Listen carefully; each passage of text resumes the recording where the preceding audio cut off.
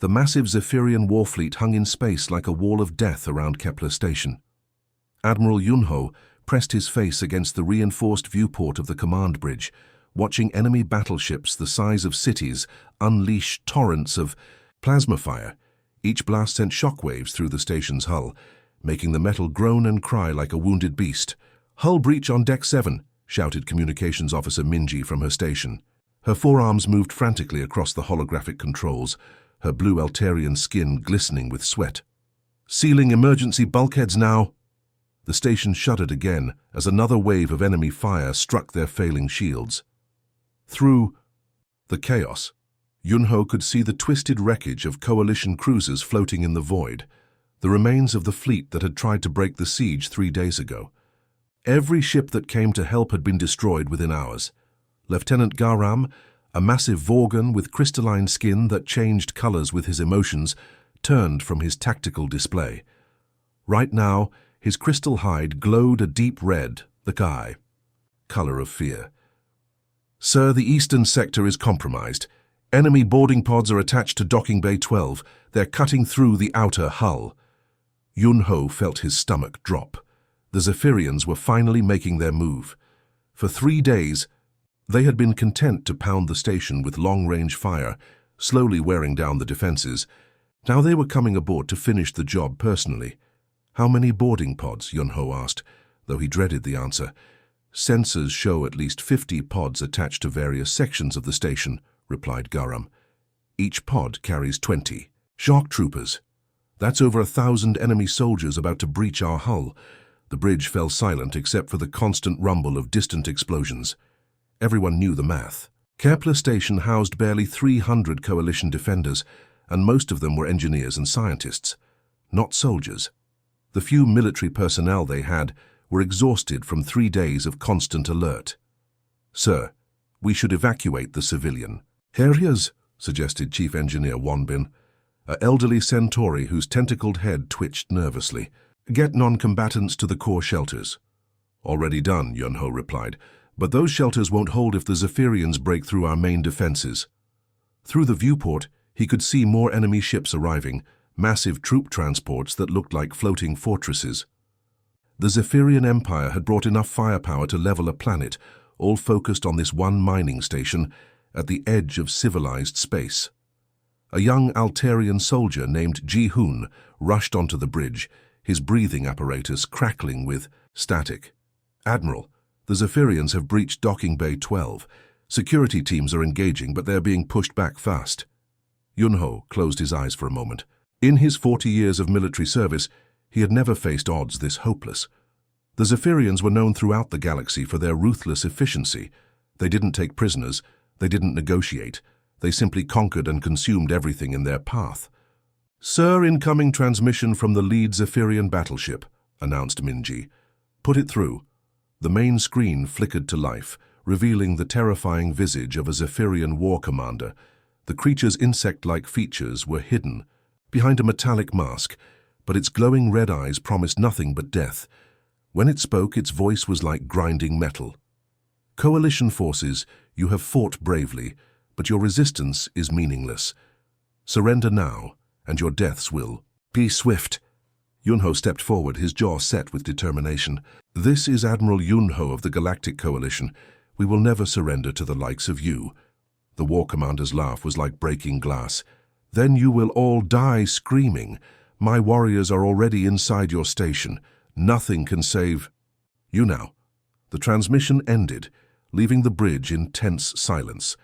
Through the internal comm system, they could hear the sounds of battle echoing through the station's corridors, the whine of energy weapons, the crash of falling debris, and the occasional scream of the wounded. "Admiral," Garam said quietly, his crystalline skin now pulsing between red and black, the colors of despair. "Our ammunition reserves are at 15%. Most of our heavy weapons are offline. The eastern defensive line has collapsed completely."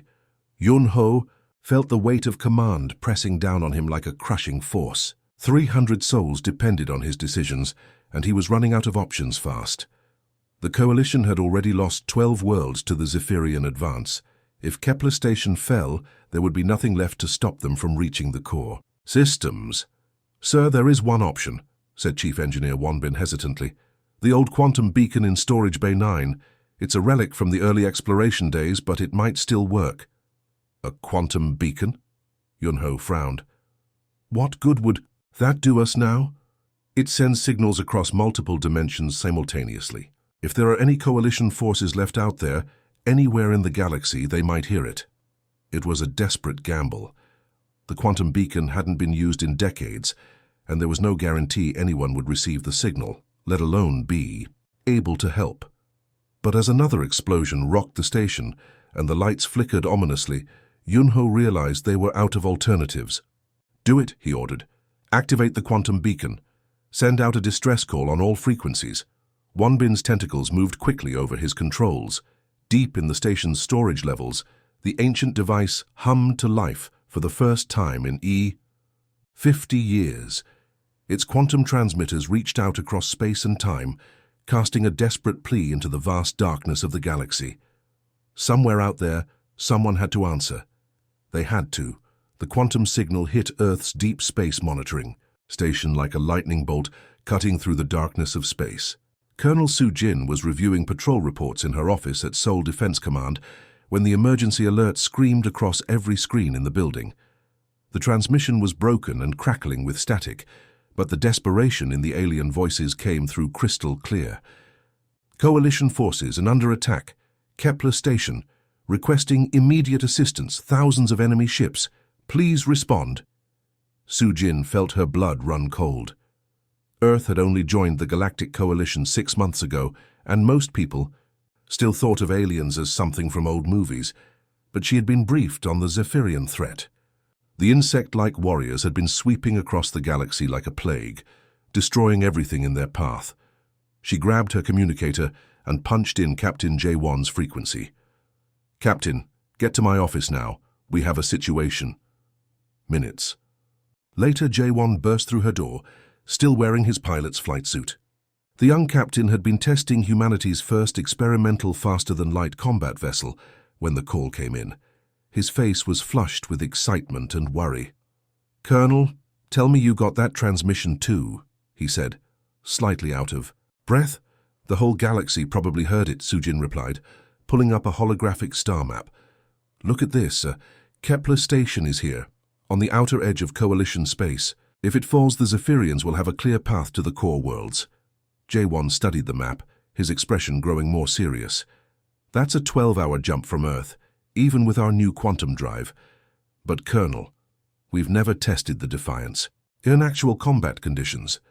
Su Jin was already reaching for her secure phone to contact Earth Command. How many ships can we deploy? She asked while dialing. Jaewon's face fell.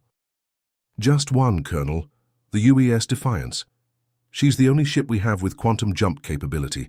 The rest of our fleet is still using old fusion drives. They'd take months to reach Kepler Station. Crew complement? 200 Marines aboard, plus my flight crew of 12, that's it. Su Jin paused, her finger hovering over the phone. 200 humans against what sounded like thousands of enemy forces. It was madness. But as she listened to the quantum transmission repeating its desperate plea across the speakers, she knew they had no choice. 200 against thousands, she said quietly. Prepare for immediate departure. The next hour was chaos. Earth Command initially refused the mission, calling it a suicide run. But Su Jin had spent years studying military history, and she knew that sometimes impossible odds were exactly when humans performed their best. She argued, pleaded, and finally convinced the brass that Earth needed to prove itself to the Coalition. The UES Defiance sat in the orbital shipyard like a sleeping giant. She was humanity's pride and joy, a sleek warship built with the best Earth technology and some borrowed alien tech from their new Coalition allies. Her hull gleamed silver-white, and her quantum drive hummed with barely contained energy. Captain Jaewon ran through pre-flight checks while his crew loaded ammunition and supplies. In the Marine Bay, Sergeant Major Hyun Woo was briefing his soldiers. Most of them had never seen an alien before, let alone fought one. Listen up, Hyun Woo shouted over the noise of loading equipment. We're about to make first contact with hostiles. The Zephyrians are supposed to be tough, but they've never faced humans before. That means they don't know what we're capable of. Private Mincio raised her hand. Sarge, what if we can't win? Hyunwoo grinned. Then we make sure they remember that humans don't go down easy. Meanwhile, 12 hours away at Kepler Station, the situation was getting worse by the minute. Admiral Yun-ho watched through security cameras as Zephyrian shock. Troops poured through the breached hull like a metallic flood. The enemy soldiers moved with terrifying precision, their insect-like bodies covered in advanced armor that deflected most coalition weapons. Lieutenant Garam's crystalline skin was now completely black, the Vorgan color of terror. Admiral, they've taken the entire eastern section. Our forces are falling back to the central hub. The internal communications crackled with panicked voices from around the station. This is Security Team 7. We're pinned down in Corridor C12. Medical Bay is under attack. We need backup. They're cutting through the blast doors like they're made of paper. Chief Engineer Wanbin's tentacles were trembling as he worked at his console. Sir, I'm detecting massive energy buildups in the enemy boarding pods. I think they're bringing in heavy weapons. Through the viewport, Yun-ho could see more Zephyrian ships moving into position. Massive troop transports were offloading thousands more warriors onto the station's hull. It looked like metallic ants swarming over a piece of food. Any response? To our quantum transmission, Yun-ho asked desperately. Nothing, sir, replied Minji. If anyone received it, they're not coming. The Admiral felt his hope beginning to fade. The Coalition had already written off Kepler Station. No one was coming to help. They were on their own against impossible odds. In the station's corridors, Coalition soldiers were fighting running battles against the advancing Zephyrians. The enemy warriors were 8 feet tall, with 4 arms that could wield weapons with deadly accuracy. Their armor seemed to absorb energy blasts, and their mandible-like mouths clicked with alien hunger as they advanced. Dr. Haiwon, the station's chief scientist, huddled in the research lab with a dozen other civilians. Through the reinforced windows, she could see Zephyrian warriors methodically searching each room. When they found survivors, the screams didn't last long. They're not taking prisoners, whispered one of her assistants. I know, Haiwon replied, clutching a datapad containing years of research. If we don't find a way out of this, everything we've discovered dies with us. Back on the bridge, Admiral Yun-ho made a difficult decision. All remaining forces fall back to the core levels. Seal all blast doors behind you. We'll make our last stand at the command center. As Coalition forces retreated deeper into the station, the Zephyrians followed relentlessly. Their victory seemed certain, but somewhere in the darkness of space, the UES Defiance was racing toward them at speeds that would have been impossible just months before. Captain Jae-won sat in his command chair, watching the stars stretch into lines as his ship jumped through dimensions. Ite to Kepler Station? He asked his navigator. 6 hours, Captain. Too long, Jae-won muttered. Let's hope they can hold out until we get there. The quantum transmission continued to echo across space, growing weaker with each repetition. But now, finally, someone was coming to answer the call. The UES Defiance dropped out of quantum jump like a silver bullet, fired from the darkness of space. Captain Jae-won stared at his tactical display in shock. The Zephyrian fleet was even bigger than the distress call had suggested. Hundreds of enemy warships surrounded Kepler Station like a metal storm cloud, their weapons continuously pounding the station's failing shields. My God, whispered Navigator Taemin from his station.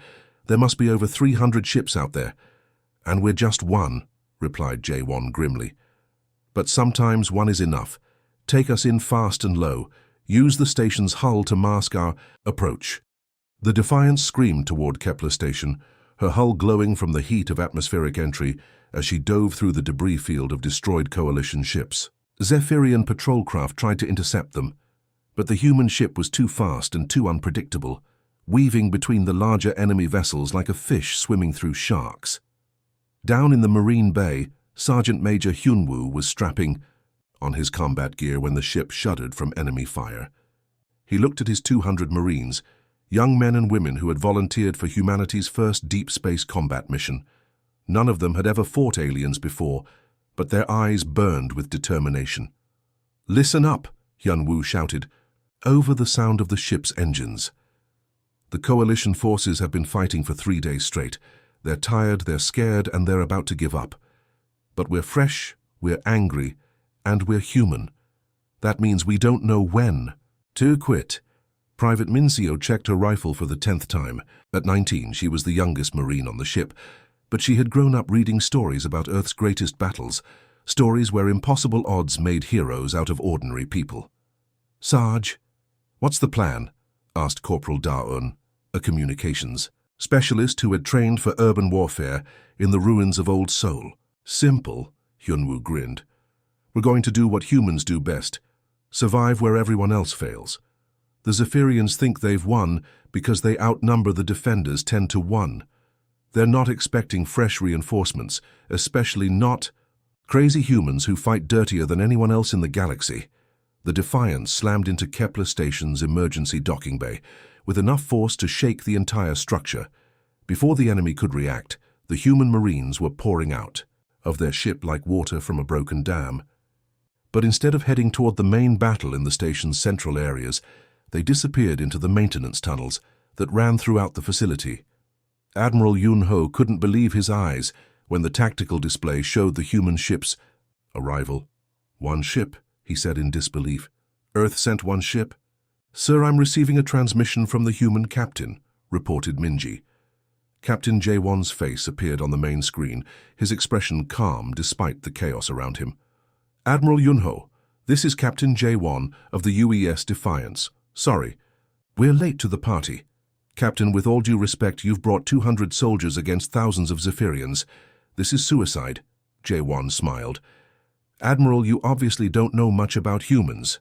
We specialize in impossible situations. My Marines are already moving into position. Just keep your remaining forces alive for a few more hours." While the officers talked, Sergeant Major Hyunwoo was leading his squad through the narrow maintenance shafts that ran behind the station's walls. The humans moved silently through spaces that were too small for the massive Zephyrian warriors, using the station's own structure as their highway to war. "Remember," Hyunwoo whispered into his comm unit, "we're not trying to win a fair fight. We're trying to survive and cause maximum chaos. Use everything. The station's power grid, the water systems, the gravity generators. If it can be turned into a weapon, use it." Private Mincio crawled through a ventilation duct above a corridor full of Zephyrian soldiers. The alien warriors were 8 feet tall, covered in black armor that looked like beetle shells. They moved in perfect formation, their 4 arms carrying energy weapons that could melt through steel. But they never looked up. Mincio planted her first improvised explosive device behind a power relay. When it went off, the entire corridor would be plunged into darkness. Then she moved on to her next target, crawling through the ventilation system like a ghost in the walls. Corporal Da-Un had found something even better, a group of coalition survivors trapped in a sealed laboratory. The Zephyrians were trying to cut through the blast door with plasma torches, but they hadn't noticed the maintenance access panel right behind them. Da-Un slipped out of the panel like a shadow and attached magnetic charges to the aliens' plasma cutters. When the charges detonated, the weapons exploded in the Zephyrians' hands, filling the corridor with smoke and confusion.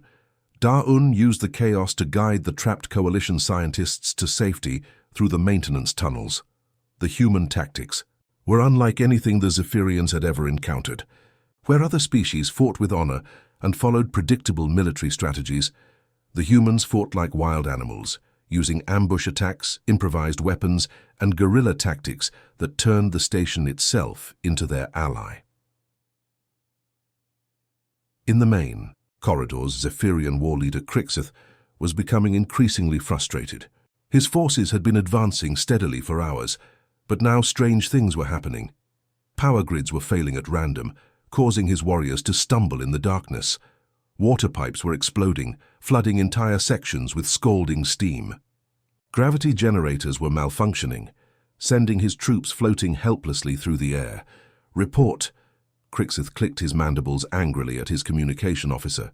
"Sir, we're detecting small groups of unknown combatants moving through areas we thought were secure. They appear to be using the station's maintenance systems to avoid direct confrontation." "Cowards," hissed Crixeth. "Find them and crush them." But the humans weren't being cowardly. They were being smart. Every time a Zephyrian patrol tried to enter the maintenance areas, they found deadly surprises waiting for them.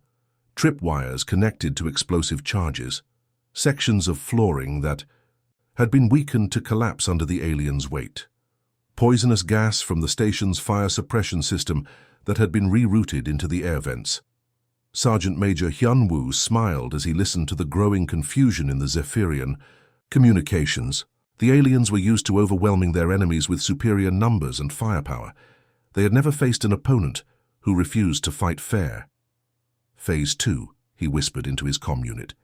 Time to save some coalition personnel and really make these bugs angry. The human Marines began moving toward the areas where coalition forces were still holding out.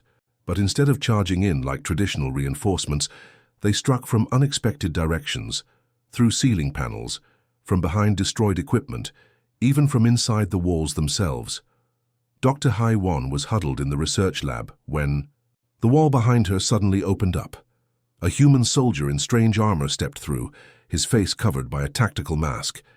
"Ma'am, I'm Corporal Dayun, Earth Defense Forces. We're here to get you out." Hai-Won stared in amazement.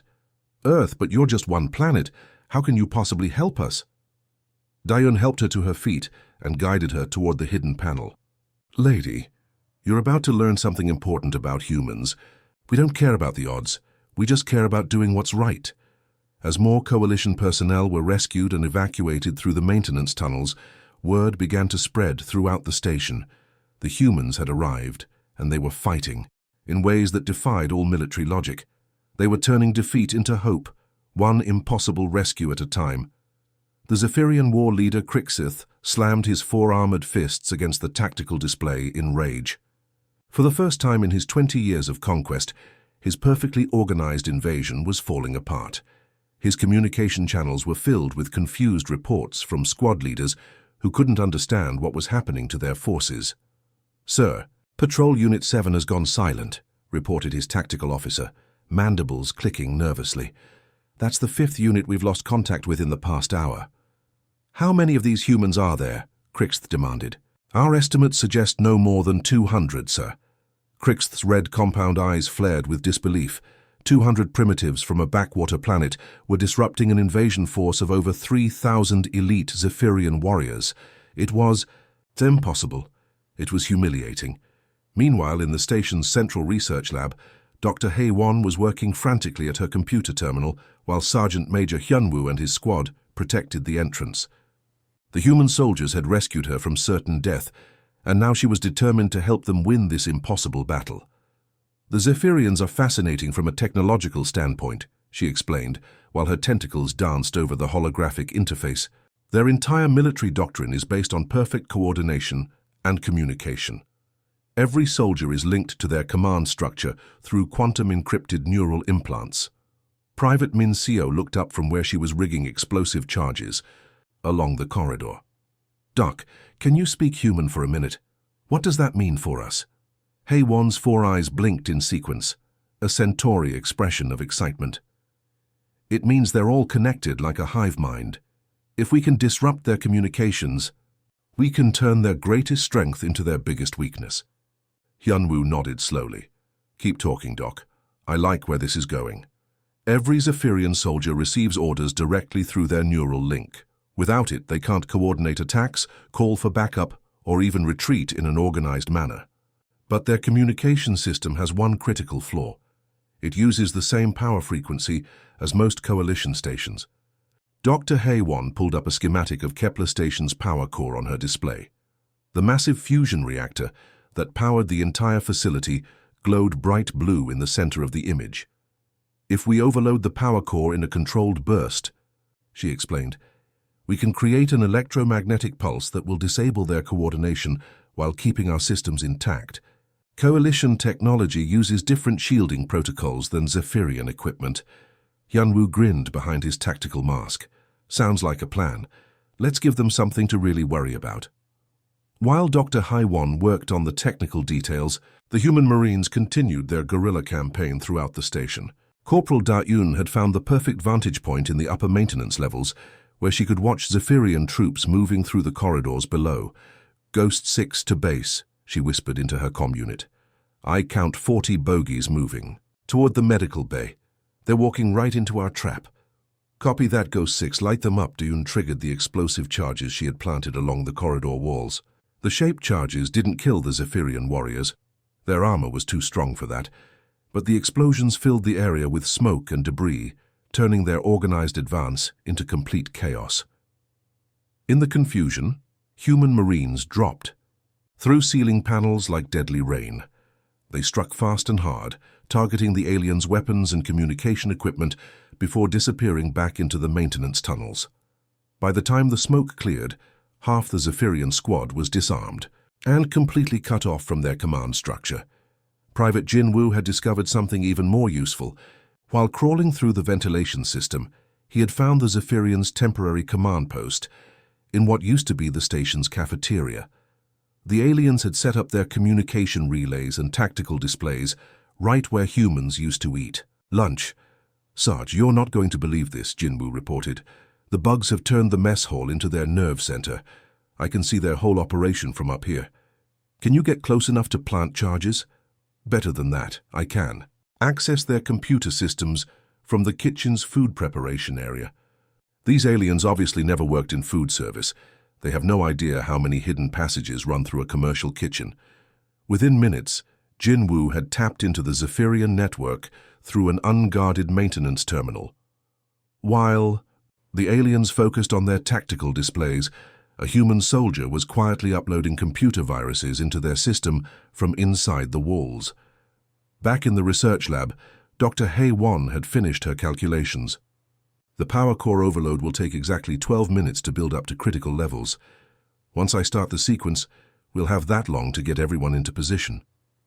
What about the coalition forces still fighting in other parts of the station? Asked Hyun-woo. I've modified their communication equipment to be immune to the pulse, but we need to make sure every human marine is aware of what's coming. Hyun-woo activated his command frequency. All Ghost units, this is Ghost Actual. In 12 minutes, we're going to turn off the lights for our bug friends. When that happens, I want every human in this station to hit them hard and fast. This is our chance to turn the tide. As Dr. Hae-won initiated the power core overload sequence, the massive fusion reactor at the heart of Kepler Station began to build up energy at dangerous levels. Warning alarms started blaring throughout the facility, but the Zephyrians assumed it was just battle damage from their own weapons. War leader Krixth was studying tactical reports when the first signs of system failure began appearing on his displays. What's happening to our communication grid, he demanded. Unknown, sir, we're detecting massive electromagnetic interference building up throughout the station. Is it affecting our troops? Some units are reporting difficulty with their neural links, but the tactical officer never finished his sentence. The electromagnetic pulse erupted from Kepler Station's power core like an invisible explosion, racing through every corridor, every room and every piece of electronic equipment on the facility. The effect on the Zephyrian forces was immediate and devastating. Warriors who had been moving in perfect coordination suddenly stopped in confusion, their neural links severed from the command structure. Squad leaders found themselves unable to contact their superiors. Weapons systems that depended on electronic targeting shut down completely. But the human marines were ready. As the pulse swept through the station, they emerged from their hiding places like hunters who had been waiting for the perfect moment to strike. Without their technological advantages, the Zephyrians found themselves facing an enemy that specialized in adapting to impossible situations. Private Minseo burst through a ventilation grate right into the middle of a Zephyrian patrol. The aliens were stumbling around in confusion, their advanced targeting systems offline. Minseo's simple projectile rifle worked perfectly, and she systematically disarmed the entire squad before they could react. Corporal Dayun coordinated a rescue operation that saved 30 coalition personnel who had been trapped in the station's lower levels. Without their communication network, the Zephyrians couldn't coordinate their guards or call for reinforcements. Throughout Kepler Station, the tide of battle was turning. The aliens who had seemed invincible just minutes before were now struggling to adapt to fighting without their technological crutches. They had never learned to improvise or think independently, skills that humans had been perfecting for thousands of years. Sergeant Major Hyun-woo watched the chaos unfold through his tactical display and smiled. Ghost units, this is our moment. Show these bugs what humans can do when we stop playing fair. The electromagnetic pulse had done more than disable Zephyrian communications. It had revealed the critical difference between human and alien warfare. While the Zephyrians had relied on superior technology and overwhelming numbers, humans had always depended on adaptability, creativity, and the stubborn refusal to give up when things looked hopeless. Now, for the first time since the invasion began, the defenders of Kepler Station had the advantage. The electromagnetic pulse had crippled the Zephyrian forces on Kepler Station, but Colonel Su-Jin knew the real battle was just beginning. Through the station's viewports, she could see the massive enemy flagship, a kilometer-long war vessel that looked like a giant metal insect floating in space. As long as that ship commanded the Zephyrian fleet, they could regroup and launch another assault. Captain J1, Su-Jin spoke into her communicator, while watching her Marines systematically clear the last pockets of enemy resistance. We need to take out their command ship. Can the Defiance get us close enough for a boarding action? J1's voice crackled back through the comm. Colonel, that flagship has enough firepower to level a city. Getting close enough to board her would be suicide. Then it's a good thing we're human, Su-Jin replied grimly. We specialize in suicide missions that somehow work out. While the final cleanup operations continued on the station, Su-Jin gathered her best Marines in the Defiance's briefing room.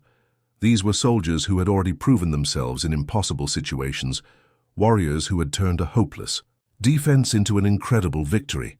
Listen up, she told the assembled troops. The Zephyrians are regrouping. Their flagship is pulling back to coordinate a fresh attack. If we give them time to restore their communications and bring in reinforcements, everything we've accomplished here will be for nothing. Sergeant Major Hyunwoo studied the tactical display, showing the enemy flagship. Ma'am, that ship has to have thousands of crew members. We'd be going in with maybe 50 Marines. 50 humans, Su-Jin corrected. That's 50 more than they're expecting.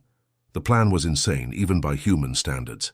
The Defiance would use the debris field from destroyed coalition ships as cover, racing through the wreckage at maximum speed before the Zephyrians could react. They would ram their boarding tubes directly into the flagship's hull, hoping their ship's armor could survive the impact long enough to deliver the assault team. Captain J1 pushed his ship harder than it had ever been pushed before. The Defiance screamed through space like a silver arrow, weaving between the massive hulks of destroyed cruisers, while Zephyrian patrol craft tried desperately to intercept them. Enemy plasma beams scorched past the human ship's hull, but J1's piloting skills kept them alive. 30 seconds to impact, he shouted over the sound of straining engines. In the Marine Bay, Su-Jin and her assault team were strapped into their boarding pod, weapons ready. These weren't the scared defenders who had been slowly losing ground for 3 days. These were humans who had tasted victory and wanted more. The impact nearly tore both ships apart.